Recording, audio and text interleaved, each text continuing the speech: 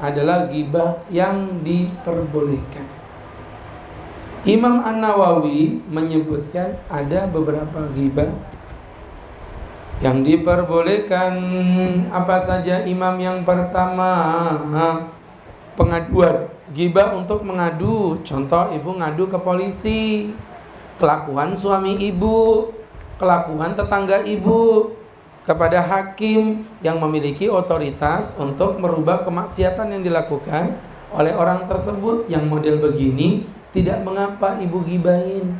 Bu datang ke kantor polisi, Pak polisi, suami saya mukulin saya. Lu mukulin tuh gibah bu, dosa. Tapi karena itu pengaduan, maka tidak berdosa, diberikan Allah keringanan. Ya Allah, misalnya ibu curhat sama pemimpin, si fulan menganiaya saya, si fulan memukuli saya. Misal contoh begitu. Dalilnya firman Allah, la yuhibbullahul jahra bisu. Allah tidak menyukai ucapan yang buruk yang dilakukan terang-terangan, illa man dulim, kecuali orang yang sedang dianiaya. Jadi kalau ibu dianiaya, ibu curhat kepada penguasa, tidak mengapa. Yang kedua, meminta bantuan untuk mengubah kemungkaran. Nah, contohnya apa? Misalnya, ibu kenal seorang laki-laki yang sedang melamar anak ibu. Tiba-tiba laki-laki ini bu bersifat kurang ajar. Dan ibu kenal bahwa laki-laki ini ternyata muridnya Ustadz. Ibu datang ke rumah curhat. Ustadz, calon mantuku itu adalah muridnya Ustadz bernama Fulan. Dia tuh begini-begini Pak Ustadz. Ini ibu gibah depan saya. Tapi ini diperbolehkan. Kenapa diperbolehkan Pak Ustadz? Karena niat ibu untuk mencari perubahan agar kiranya Ustadz bisa menasihati anak laki-laki tersebut. Paham bu ya? Itu diperbolehkan. Gak apa-apa, karena ada tujuan. Yang ketiga, meminta fatwa. Hanya dulu ada perempuan bu di zaman Nabi. Dari hadis riwayat Aisyah diceritakan ada perempuan namanya Hindun. Hindun itu seorang perempuan. Nah, perempuan ini hidup di zaman Aisyah. Aisyah ini bercerita ada seorang perempuan. Perempuan ini bernama Hindun. Nah, Hindun ini kan seorang perempuan bu, diceritakan oleh Bunda Aisyah. Jadi Aisyah itu cerita tentang Hindun. Ibu lama-lama makin gak sopan di depan saya, makin berani kurang ajar gitu kan. Jadi yang dimuliakan Allah, siapa tadi pun namanya bu? Hindun punya suami namanya Abu Sufyan. Nah, Hindun cerita sama Nabi, ya Rasulullah, inna Abu Sufyan rajulun sakhihun. Abu Sufyan ini laki-laki yang pelit ya Rasul. Wala yu'tini, dan dia tidak memberi aku nafkah illa ma akhadtuhu minhu, kecuali apa yang aku curi, wa huwa la ya'lam, dan dia tidak mengetahui. Kata Nabi, khudhi ma yakfiki wa auladiki bil ma'ruf, ambillah apa yang kau butuhkan untukmu dan anakmu secara bajik. Jadi ternyata istri itu boleh mencuri uang suami. Belum selesai, tampar memang. Katanya, alhamdulillah. Kan malingnya mulai ngaku kan. Ternyata boleh istri mencuri uang suami, boleh. Pertama syaratnya suami memang punya uang. Yang kedua, suaminya nggak ngasih ibu nafkah wajib. Yang ketiga, ibu ngambilnya untuk kebutuhan ibu dan anak ibu. Nggak boleh ngambil untuk kebutuhan orang tua ibu, nggak boleh. Hanya untuk Anda dan anak Anda saja. Dan yang keempat, ngambilnya berdasarkan kebutuhan. Ini ngambil buat baju si sesa, nah boleh. Ngambil duit untuk makan, ngambil duit suami untuk bayar air, bayar listrik, boleh. Karena itu sifatnya kebutuhan. Karena memang ada laki-laki yang pelit begitu. Banyak. Hah? Iya, baju kebutuhan yang menutupi aurat, bukan yang mahal, barangan aja. Tuh kan mulai pinter ngomong dia sudah.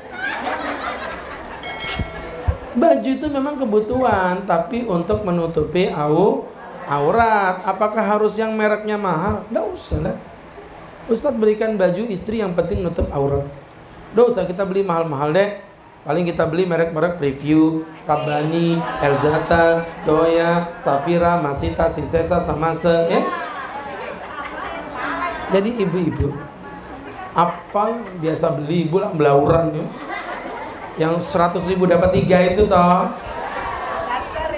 Udah. Itu malah Shopee Pay Later. Astagfirullah. Bu, Shopee Pay Later haram ya. Nggak boleh. Apa itu susah? Dan nggak usah dibahas, malas. Keluar dari tema.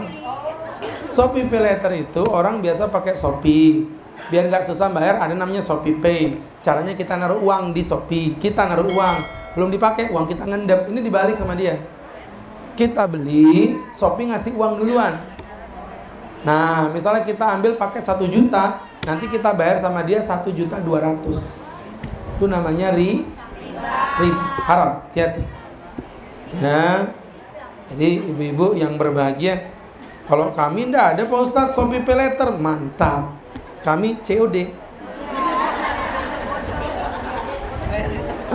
Jadi ibu-ibu yang dimuliakan Allah, ternyata boleh Bu ya. Nah ibu mau tanya Bu, waktu Hindun bilang sama Nabi kalau suaminya pelit, itu ghibah nggak? Ghibah, tapi ini ghibah yang halal.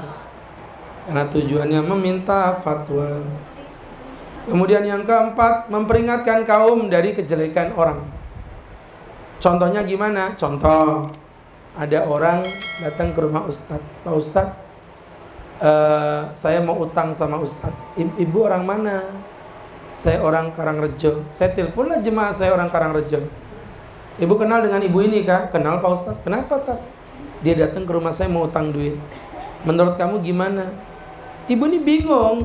Karena ibu punya 2 pilihan. Pertama, ibu jujur, ngomong apa adanya. Kalau orang ini ngutang itu susah bayar, tapi jatuhnya ghibah. Tapi kalau ibu nggak jujur, dia orangnya baik, kalau utang pasti bayar. Ibu jatuhnya khianat sama Ustaz. Karena ibu menjerumuskan Ustaz pada kesengsaraan. Pilihannya kalau nggak ghibah, khianat. Islam pilih ghibah. Nggak apa-apa, tapi sebatas yang dibutuhkan aja. Orang itu setahu saya kalau utang susah bayar. Udah gitu aja. Nggak usah nanti ibu tambah-tambahin. Ustaz tahu nggak kenapa dia itu susah bayar? Suaminya itu istrinya 4 Pak Ustaz. Udah mulai lari kemana-mana. Ya. Tuh. Ibu-ibu yang dimuliakan Allah, ghibah yang seperti ini juga diperbolehkan. Ibu, ini ghibah yang begini kenapa boleh tak? Karena memang ada manfaatnya ya untuk menasihati orang. Kemudian berikutnya yang kelima, ghibah kepada orang yang maksiatnya terang-terangan. Gak apa-apa Bu. Ada orang memang dia membanggakan kemaksiatannya.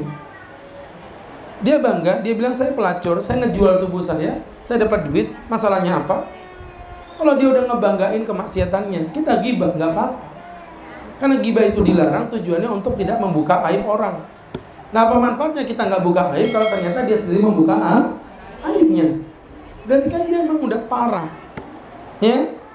Jadi artinya ibu-ibu, kalau ada orang misalnya di belakang nih berlindung sambil ngobrol, ibu nggak boleh buka aib orang itu. Tapi kalau nyata-nyata dia di kanan kiri saya dan dia ngobrol di samping kuping saya, itu digibahin gak apa-apa. Karena udah nyata kemaksiatan. Jadi ibu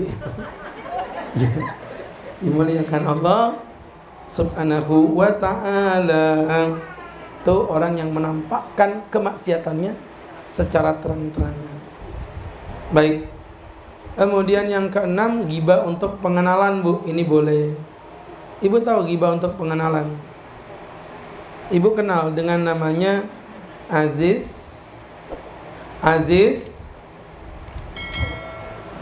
Baik, kita cukupi sekian dulu. Mudah-mudahan bermanfaat. Lah yang terkenal itu siapa? Aziz Gagap.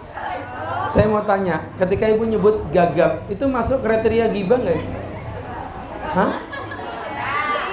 Loh, kan definisi ghibah menyebutkan keburukan saudaramu. Nah, gagap itu kebaikan apa keburukan? Sudahlah, dijawab dulu, kebaikan apa keburukan? Dah, berarti ghibah nggak itu? Ghibah.